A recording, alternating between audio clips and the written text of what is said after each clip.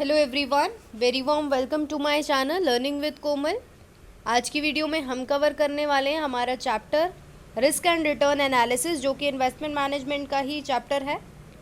और जैसे कि मैं आपको बता दूं, ये पार्ट 2 वीडियो है। पार्ट 1 में मैंने इंट्रोडक्शन और मीनिंग और टाइप्स ऑफ रिस्क कवर किए थे। I hope you have watch that video also. लेकिन फिर भी अगर आपने वो वीडियो वॉच नहीं करी है तो डिस्क्रिप्शन बॉक्स में मैंने एक लिंक प्रोवाइड किया है, वहाँ पे जाकर आपको सारी वीडियोस मिल जाएंगी, सीरियल वाइज मिलेंगी। प्लेलिस्ट का लिंक है वो। और आज की वीडियो में हम कवर करेंगे business risk, internal business risk और एक्सटर्नल बिजनेस रिस्क। चैनल पर न्यू है या फिर आपने अभी तक हमारे चैनल को सब्सक्राइब नहीं किया है तो मेरी आपसे एक हम्बल रिक्वेस्ट रहेगी, चैनल को सब्सक्राइब ज़रूर कर ले, बेल आइकन को ज़रूर प्रेस कर ले, क्योंकि ऐसी ही वीडियोस हम अपने चैनल पर लाते हैं जो आपके लिए काफ़ी ज़्यादा यूज़फुल होती हैं, specially in exams time, right. चलिए फिर स्टार्ट करते हैं बिना टाइम वेस्ट करें। और हाँ, वीडियो को प्लीज़ एक लाइक ज़रूर करें, लाइक में कंजूसी बिल्कुल ना करें। चलिए फिर स्टार्ट करते हैं। तो जैसा कि आप स्क्रीन पे देख रहे हैं, बिजनेस रिस्क। तो जब हमने टाइप्स ऑफ रिस्क पढ़ा था तो हमने पढ़ा था सिस्टमैटिक रिस्क और अनसिस्टमैटिक रिस्क। तो जो बिजनेस रिस्क है वो अनसिस्टमैटिक रिस्क के अंडर आता है। तो बिजनेस रिस्क के बारे में हमें क्या लिखा हुआ है कि business risk is concerned with the difference between revenue and earning before interest and taxes. यानी कि रेवेन्यू और earning before interest and taxes को जब आप माइनस करोगे तो आपका आ जाएगा बिजनेस रिस्क। और ये जो है अनसिस्टमैटिक रिस्क का पोर्शन होता है, यानी कि अनसिस्टमैटिक रिस्क का ही एक पार्ट होता है। और ये क्यों होता है? Which is caused by operating environment of the business. तो ये बिजनेस रिस्क जो है वो ऑपरेटिंग एनवायरनमेंट, जो भी ऑपरेटिंग एनवायरनमेंट है बिजनेस का, उसके कारण ये रिस्क होता है, अनसिस्टमैटिक रिस्क होता है। तो variations in the expected operating income reflect business risk, कि जो भी हमने ऑपरेटिंग इनकम एक्सपेक्ट करके चली थी, उम्मीद करके चली थी, उसमें वेरिएशंस आए, यानी कि वो जो एक्सपेक्ट की थी वो नहीं आया, कुछ और आया, है ना, कुछ और इनकम आई, कुछ और वेरिएशंस आए। तो ये जो वेरिएशंस हैं वो बिजनेस रिस्क को रिफ्लेक्ट करते हैं। ये वेरिएशंस हमें बताते हैं बिजनेस रिस्क के बारे में। अब एक एग्जाम्पल दिया गया है यहाँ पे 2 कंपनीज का, ए एंड बी का।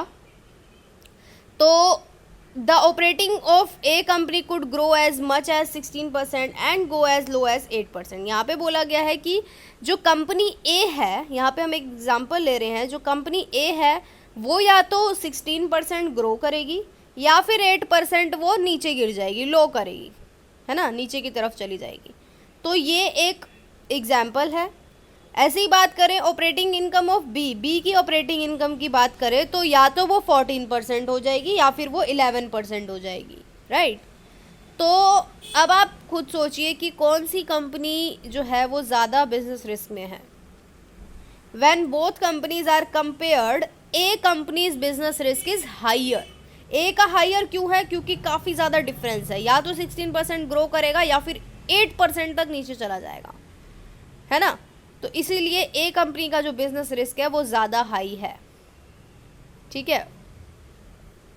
अब हम बात करेंगे हमारे डायग्राम की, जो कि गिवन है हमें। बिजनेस रिस्क और को 2 पार्ट्स में डिवाइड किया गया है, इंटरनल और एक्सटर्नल में। तो इंटरनल में हमारा आता है fluctuations in sales, research and development, human resource management, fix cost, single product.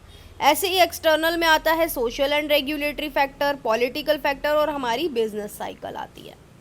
Now let's talk about internal business risk. तो इंटरनल बिजनेस रिस्क को कंसर्न किया गया है फर्म की ऑपरेशनल एफिशिएंसी के साथ, कि फर्म की काम करने की, कार्य करने की जो क्षमता है उससे संबंधित है हमारा इंटरनल बिजनेस रिस्क।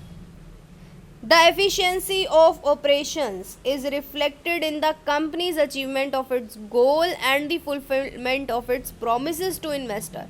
कि जो operations की जो भी कार्य हो रहे हैं बिजनेस में, उनकी जो भी efficiency है वो reflect करती है company in the company, reflect करती है in the company's achievement of its goal, कि कंपनी अपने गोल्स कैसे अचीव कर रही है और कैसे अपने प्रोमिसेस को फुलफिलमेंट कर रही है, इन्वेस्टर्स के लिए।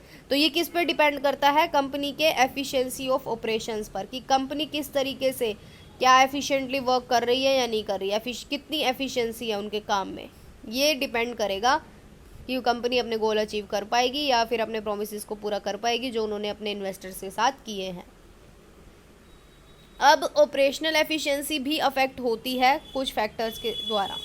नंबर 1 है फ्लक्चुएशंस इन सेल्स, कि सेल्स में फ्लक्चुएशंस आ रही है। A company has to maintain its sales level, एक कंपनी को अपना सेल लेवल मेंटेन करके चलना पड़ता है। तो in this regard a company has to build a wide customer base, तो इसीलिए जो कंपनी है, कंपनी को एक वाइड कस्टमर बेस बिल्ड करना पड़ता है ना, बड़ा कस्टमर बेस बिल्ड करना पड़ता है। और ये जो है वेरियस डिस्ट्रीब्यूशन चैनल के द्वारा होता है। हमने पढ़ा हुआ है डिस्ट्रीब्यूशन चैनल्स जो होते हैं उनके द्वारा एक कंपनी जो है एक बड़ा कस्टमर बेस इस्टेब्लिश करती है। तो अ डाइवर्सिफाइड सेल फोर्स में हेल्प इन दिस रिगार्ड, तो वही है कि इससे हमारे सेल्स में काफ़ी ज़्यादा हेल्प होती है।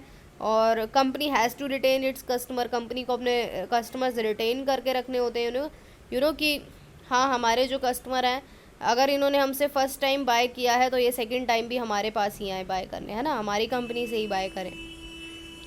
लेकिन अगर कस्टमर को लॉस हुआ तो वो कभी भी आपकी बिज़नेस में दोबारा नहीं आएगा, मतलब आपकी कंपनी से नहीं भी कोई चीज़ परचेज करेगा। तो इससे आपका क्या होगा, आपकी ऑपरेशनल इनकम का लॉस होगा। रिसर्च एंड डेवलपमेंट की बात करें तो sometime the product may become obsolete, कभी कभी जो है प्रोडक्ट ऑब्सोलीट हो जाता है। Management has to overcome the problem, फिर मैनेजमेंट को उसको प्रॉब्लम से ओवरकम करना पड़ता है, उसके लिए रिसर्च की जाती है, डेवलपमेंट एक्टिविटीज़ होती हैं, तो रिसर्च एंड डेवलपमेंट बोला गया है यहाँ पे। Now let's talk about the human resource management. Human resource management भी कंट्रीब्यूट करता है ऑपरेशनल एफिशिएंसी में, फर्म की जो ऑपरेशनल एफिशिएंसी है उसमें। तो फ्रीक्वेंट स्ट्राइक्स, लॉकआउट्स, यानी कि स्ट्राइक हो गई, हड़ताल हो गई, लॉकआउट हो गया, तालाबंदी हो गई, तो ये चीज़ें जो है वो इंटरप्ट करती हैं प्रोडक्शन प्रोसेस में, है ना। प्रोडक्शन प्रोसेस ही आपका रुक गया क्योंकि आपकी ह्यूमन रिसोर्स में क्या हो गया, हड़ताल सी हो गई, स्ट्राइक्स हो गई। तो इससे क्या होगा, हाई फिक्स कैपिटल कॉस्ट आपको बियर करनी पड़ेगी, क्योंकि फिक्स तो फिक्स रहती है ना। फिक्स कॉस्ट तो आपकी फिक्स ही रहेंगी, रेंट तो आपको पे करना ही होगा, प्लांट का जो खर्चा है वो तो करना ही होगा, फिक्स कॉस्ट को आपको बियर करना होगा और आपका काम हो ही नहीं रहा होगा, तो ये इसमें क्या है, आपका नुकसान है। तो प्रोडक्टिविटी कैन ऑल्सो सफ़र, इससे आपकी क्या होगी, काम ही बंद होगा, कुछ प्रोडक्शन नहीं होगा तो प्रोडक्टिविटी भी सफ़र करेगी। तो एडिक्वेट इंसेंटिव आपको देने पड़ेंगे अपने लेबर्स को ताकि वो ढंग से काम कर सके और इससे वो एनकरेज भी हो सके, ताकि वो अपनी प्रोडक्टिविटी भी बढ़ा सकें, है ना, इंक्रीज़ कर सकें, और जिससे कि आपकी ऑब्जेक्टिव्स पूरे हो सकें। Now let's talk about the fix cost. If the fix cost are high in the total cost, अगर फिक्स कॉस्ट हाई है टोटल कॉस्ट में आपकी, तो it will generate internal risk, इससे क्या होगा, आपका इंटरनल रिस्क होगा ही होगा, क्योंकि हमारी एक होती है फिक्स कॉस्ट, एक होती है वेरिएबल कॉस्ट, तो इन दोनों को मिला के बनता है टोटल कॉस्ट, राइट। तो लेकिन आपकी फिक्स कॉस्ट अगर हाई है तो ऑब्वियसली इंटरनल रिस्क जनरेट होगा ही होगा। क्यों, क्योंकि during the low demand for A product, जब आपके प्रोडक्ट की डिमांड कम होगी, company can not reduce the fix cost, company अपने फिक्स कॉस्ट को नहीं घटा पाएगी, नहीं रिड्यूस कर पाएगी, कम कर पाएगी। उससे क्या होगा, आपको हाई फिक्स कॉस्ट जो है आपकी प्रॉफिटेबिलिटी को अफेक्ट करेगा फर्म की, है ना, क्योंकि आपकी हाई फिक्स कॉस्ट होगी तो आपको वो तो बियर करनी ही होगी, और इससे क्या होगा, आपकी प्रॉफिटेबिलिटी काफ़ी ज़्यादा अफेक्ट करेगी फर्म की। Now let's talk about the single product. तो a firm producing a single product may face higher internal business risk. तो यहाँ पे बोला गया है अगर एक फर्म जो है एक सिंगल प्रोडक्ट प्रोड्यूस कर रही है तो उसको जो है ज़्यादा higher internal business risk face करना पड़ सकता है। The fall in demand for a single product can be fatal for the firm, क्योंकि अगर एक कंपनी, एक फर्म एक ही सिंगल प्रोडक्ट बना रही है और उसी सिंगल प्रोडक्ट की डिमांड ही नहीं हुई, है ना, डिमांड ही गिर गई, तो कंपनी के लिए घातक स्थिति होगी, फेटल सर्कमस्टेंसेस होंगे।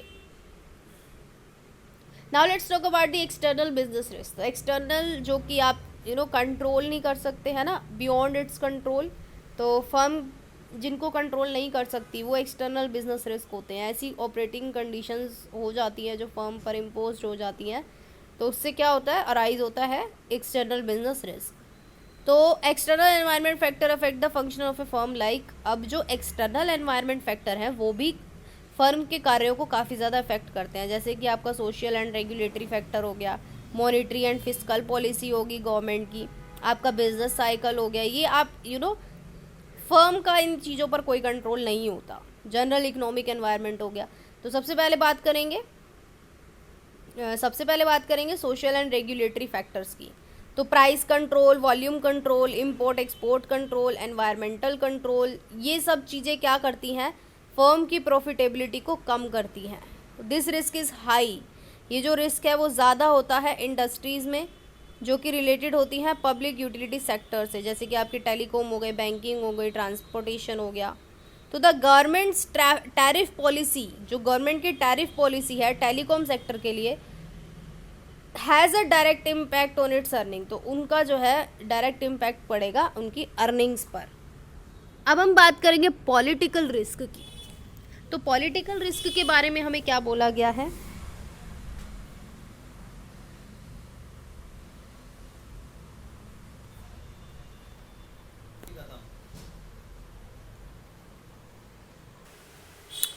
हाँ जी, तो पॉलिटिकल रिस्क के बारे में क्या बोला गया है कि this risk arises out of changes in the government policy, कि ये रिस्क तब ही होता है जब आपकी गवर्नमेंट पॉलिसी में चेंजेस आते हैं, with a change in the ruling party political policies also change.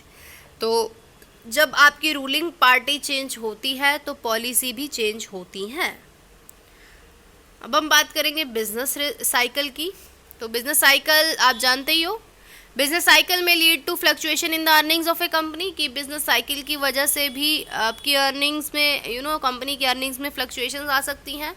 And economic recession, जो इकोनॉमिक मंदी आ जाती है, उस वजह से क्या होता है, lead to a drop in output of many industries, काफ़ी ज़्यादा जो इंडस्ट्रीज़ हैं उनके आउटपुट में ड्रॉप आ जाता है, जो भी वो आउटपुट जो भी प्रोडक्शन कर रही हैं उनमें कमी आ जाती है, ड्रॉप आ जाता है। तो the effect of business cycle vary from one company to another. अब बिजनेस साइकिल का इफेक्ट ज़रूरी नहीं है कि सभी इंडस्ट्रीज़ पर एक जैसा पड़े, तो ये चेंज होता है एक कंपनी से दूसरी कंपनी तक, है ना। कुछ किसी में कुछ ज़्यादा इफेक्ट करती है, किसी को कम इफेक्ट करती है।